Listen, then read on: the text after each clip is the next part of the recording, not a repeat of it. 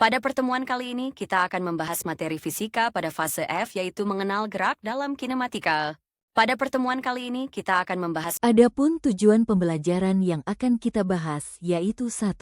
Menjelaskan pengertian gerak. 2. Memahami perbedaan gerak relatif. Dan 3. Mengaitkan konsep gerak dengan contoh dalam kehidupan sehari-hari.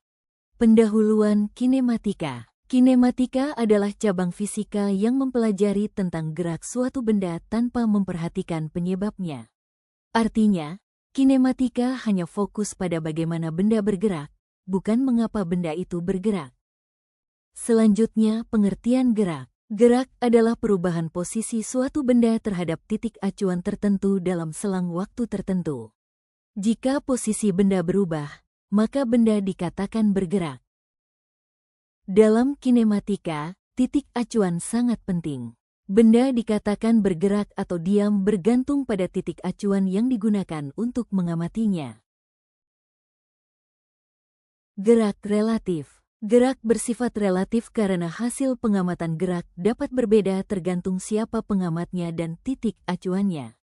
Misalnya, penumpang di dalam mobil merasa diam, tetapi bagi orang di luar mobil, ia bergerak. Contoh gerak dalam kehidupan. Gerak dapat kita lihat pada banyak hal sehari-hari, seperti bola yang menggelinding, daun yang jatuh, atau kereta api yang melaju. Semua itu termasuk perubahan posisi terhadap titik acuan. Gerak lurus dan tidak lurus. Gerak bisa dibedakan menjadi gerak lurus jika lintasannya garis lurus, atau gerak tidak lurus jika lintasannya melengkung, berbelok, atau berputar. Gerak satu dimensi. Gerak dikatakan satu dimensi jika hanya melibatkan satu arah garis lurus, misalnya mobil yang hanya bergerak maju atau mundur di jalan lurus. Gerak dua dimensi. Gerak dua dimensi terjadi jika lintasan benda berada pada bidang datar, misalnya bola yang dilempar ke udara. Benda mengalami gerak horizontal dan vertikal sekaligus.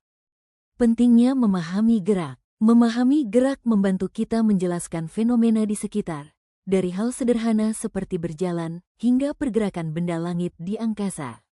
Tidak hanya berlaku dalam fisika, tetapi juga pada bidang lain seperti olahraga, transportasi, teknologi, bahkan astronomi.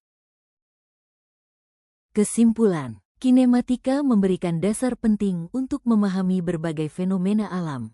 Dengan memahami pengertian gerak, kita bisa melangkah ke konsep yang lebih kompleks seperti kecepatan dan percepatan. Sekian pembahasan untuk kali ini. Sampai jumpa pada pembahasan materi selanjutnya.